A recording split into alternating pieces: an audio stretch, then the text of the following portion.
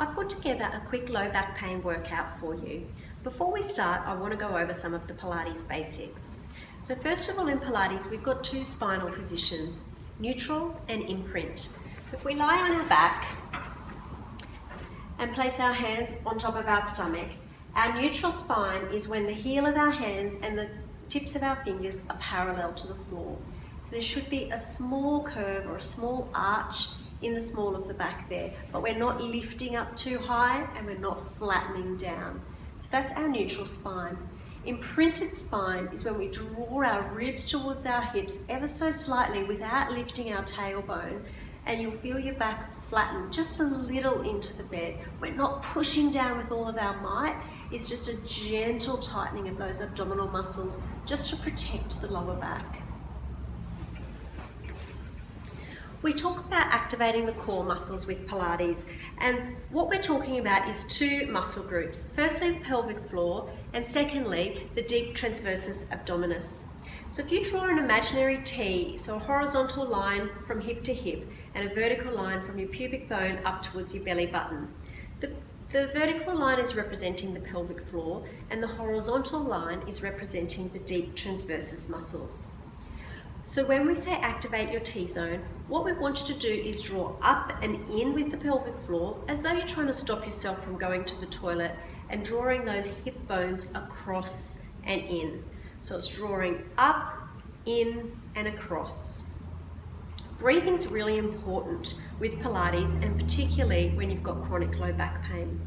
Placing your hands on the lower aspect of your ribs, taking a breath in through your nose, and we should feel those hands expand outward. We want the breath to come down here into our lungs, and we don't want to see these shoulders moving up and down.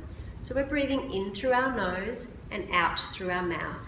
So we'll just go over that one more time. So breathing in and out.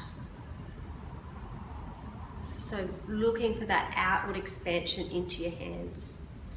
Posture is really important with Pilates, and one thing we want you to be really focused on is keeping those shoulders drawn down and back. So we don't want those shoulders coming up towards the ear, no hunching through the neck to protect the spine, and also thinking about keeping your chin tucked in and your neck long.